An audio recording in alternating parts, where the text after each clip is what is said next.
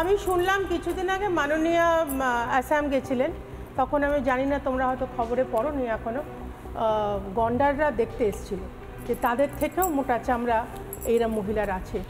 আজও এত বড় জাজমেন্টের পরও চিৎকার করে করে পাইচারি করে করে বলছে যে এই জাজমেন্টটা পুরোটা ফ্রডুলেন্ট, আর ইমিডিয়েটলি তো তাকে কন্টেম্প্ট অফ কোর্ট করে দেওয়া উচিত। সে এখনও বলে যাচ্ছে মমতা ব্যানার্জি যে এটা নাকি বিজেপি ন্যায়ালয়, বিজেপির জাজেরা যারা আছে তারা নাকি বিজেপির কার্যকর্তারা, অথচ ইনি, আমি যেটা বিক্রম এতক্ষণ ধরে বলছিলাম, আমি বিক্রমের কথা শুট টেনেই বলছি, একেবারে ইন্টেনশনালি নট অনলি সুপারনিউমারিক পোস্ট, এই পুরো করাপশনটাকে ইনস্টিটিউশনালাইজ করে ফেলেছে। আজকে তুমি বলো, যেটা বিক্রম এক্ষুনি বলছিল, এসএসসি প্যানেল থেকে কোনো রকম কোনো ইনফরমেশনই দেওয়া হয়নি, এবং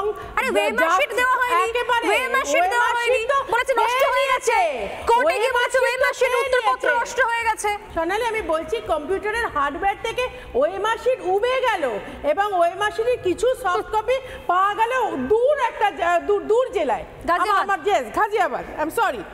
17 রকমের crime, Vikram will correct me if I am wrong, 17 রকমের ক্রাইম আজকে এই জাজমেন্টে লিস্টেড।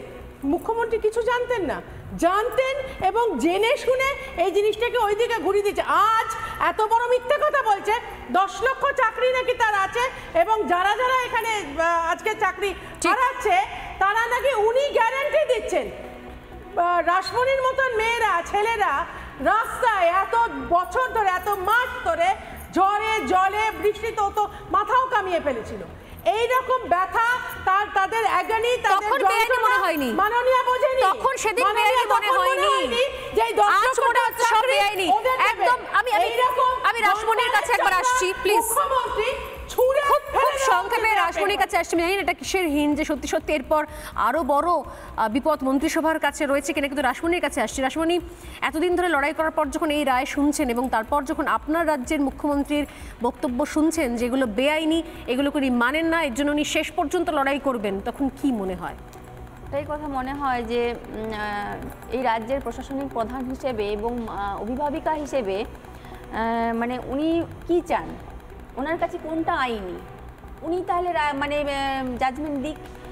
এবং এটা তো সত্যি পরিষ্কার জলের মতো যে দুর্নীতি হয়েছে, আজকে রায়ে প্রমাণিত দুর্নীতি হয়েছে, যোগ্যদের সঙ্গে দুর্নীতি হয়েছে, এবং সরকার পারত একটা হলফনামা জমা দিতে যোগ্যদের চাকরির জন্য, নিয়োগের জন্য। এতদিন সুপ্রিম কোর্ট থেকে একটা স্পেশাল বেঞ্চ গঠন করে দেওয়া হয়েছে, যেখানে এতদিন ধরে প্রত্যেকটা দিন প্রতিটা মুহূর্ত হিয়ারিং চলছিল, সেখানে কিন্তু সরকারের তরফ থেকে কোনো আইনজীবী বা কমিশনের তরফ থেকে কোনো আইনজীবী একবারের জন্য ওখানে কোর্টে গিয়ে বলেনি যে হলফনামা জমা দেয়নি যে লিখিত আকারে যে আমরা যোগ্যদের নিয়োগ করতে চাই। তাহলে হয়তো আজকে এই দিনটা দেখতে হতো না, আজকে সবার চাকরি যেত না, যারা এই প্যানেলে যারা বৈধ চাকরি প্রার্থী তাদেরও হয়তো এই সমস্যা ফেস করতে হতো না। এই দায়টা সরকারকে নিতেই হবে এবং কমিশনকে, শিক্ষা দপ্তরকে অবশ্যই নিতে হবে। আজকের রায় অবশ্যই আমরা এইটা কোনোদিন আশা করিনি, বা আমাদের দাবি একটাই ছিল প্রথম থেকে শেষ পর্যন্ত, এখনো আছে, যে অযোগ্যদের বাতিল করে সেই জায়গায় যোগ্যদের নিয়োগ দিক এবং সেটা দ্রুত নিয়োগ দিক। কিন্তু আজকে যারা ওই প্যানেলের মধ্যে বৈধ এবং যারা আমরা চাকরি প্রার্থীরা দীর্ঘদিন রাস্তায়, মানে দীর্ঘদিন দুর্নীতির কারণে রাস্তায় বঞ্চিত হয়ে রয়েছি, তারা আজকে নিয়োগটা কবে পাবো সেটা বলে দিক। আজকে নতুন করে যদি একটা প্রসেসিং চালু হয়, সেই প্রসেসিং এর মধ্যেও যে দুর্নীতি হবে না, দুর্নীতি করবে না, স্বচ্ছভাবে সেই প্যানেলটা তৈরি হবে, সেটার আমরা অনিশ্চয়তার যদি এবং ক্যান্সারের মতো প্রশ্নচিহ্ন এই জায়গায় যে আমরা নিয়োগটা পেয়ে বাড়ি কবে ফিরবো, যোগ্য প্রার্থীরা, বৈধ যারা, যাদের ওএমআর সঠিক। আমার একদম সময় নিয়ে, আমি এক্সট্রিমলি সরি, সবার কাছে ক্ষমা চেয়ে নিচ্ছি, একদম সময় নিয়ে আমাকে বিরতি নিতেই হবে। এই প্রশ্নটা নিয়ে আমিও শেষ করলাম যে এটা তো অদ্ভুত ক্যান্সারের মতো ছড়িয়ে পড়েছে, রোগ পুরো নিরাময় না হলে আদৌ নতুন করে যদি আবার নিয়োগ হয়ও, তাহলেও সেটা স্বচ্ছ হবে কি, তার গ্যারেন্টি থাকবে কি? অনেকগুলো প্রশ্ন রইল, আবারও প্রশ্ন করব। সময় আপাতত বিরতির, প্রত্যেককে ধন্যবাদ জানিয়ে আমি ডিবেট শেষ করছি, ফিরে আসছি বিরতির পর, সঙ্গে থাকুন।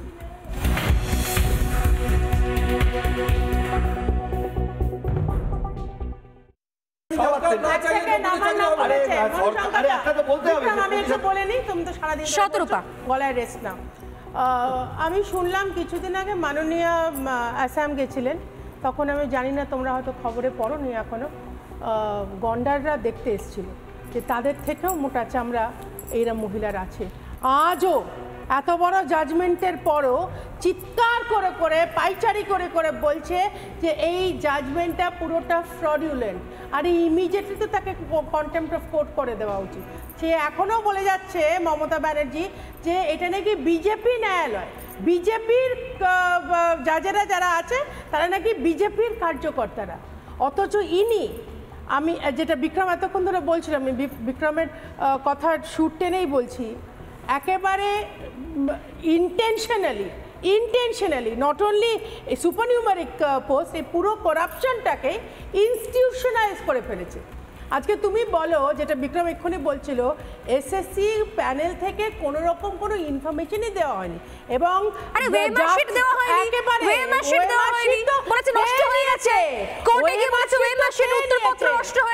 সোনালি আমি বলছি কম্পিউটারের হার্ডওয়্যার থেকে ওএমআর শিট উবে গেল, এবং ওএমআর শিটের কিছু সফট কপি পাওয়া গেল দূর জেলায়, আমার গাজিয়াবাদ। আই এম সরি, 17 রকমের crime, Vikram will correct me if I am wrong, 17 রকমের ক্রাইম আজকে এই জাজমেন্টে লিস্টেড।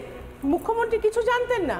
জানতেন, এবং জেনে শুনে এই জিনিসটাকে ওই দিকে ঘুরিয়ে দিচ্ছে। আজ এত বড় মিথ্যে কথা বলছে, 10 লক্ষ চাকরি নাকি তার আছে, এবং যারা যারা এখানে আজকে চাকরি হারাচ্ছে তারা নাকি উনি গ্যারান্টি দিচ্ছেন। রাসমণির মতন মেয়েরা, ছেলেরা রাস্তায় এত বছর ধরে, এত মাস ধরে ঝড়ে জলে বৃষ্টিতে তো মাথাও কামিয়ে ফেলেছিল। এইরকম ব্যথা তাদের অ্যাগনি, তাদের মনে হয়নি, মাননীয় বোঝেনি, তখন সেদিন বেআইনি মনে হয়নি, যে 10 লক্ষ মনে হচ্ছে সব বেআইনি। একদম আমি রাসমণির কাছে একবার আসছি প্লিজ, খুব সংক্ষেপে রাসমণির কাছে আসছি। আমি জানি না এটা কিসের হিন, যে সত্যি সত্যি এরপর আরো বড় বিপদ মন্ত্রিসভার কাছে রয়েছে কিনা, কিন্তু রাসমণির কাছে আসছি। রাসমণি, এতদিন ধরে লড়াই করার পর যখন এই রায় শুনছেন, এবং তারপর যখন আপনার রাজ্যের মুখ্যমন্ত্রীর বক্তব্য শুনছেন যেগুলো বেআইনি, এগুলো উনি মানেন না, এর জন্য উনি শেষ পর্যন্ত লড়াই করবেন, তখন কি মনে হয়? এই কথা মনে হয় যে এই রাজ্যের প্রশাসনিক প্রধান হিসেবে এবং অভিভাবিকা হিসেবে মানে উনি কি চান, ওনার কাছে কোনটা আইনি, উনি তাহলে মানে জাজমেন্ট দিক।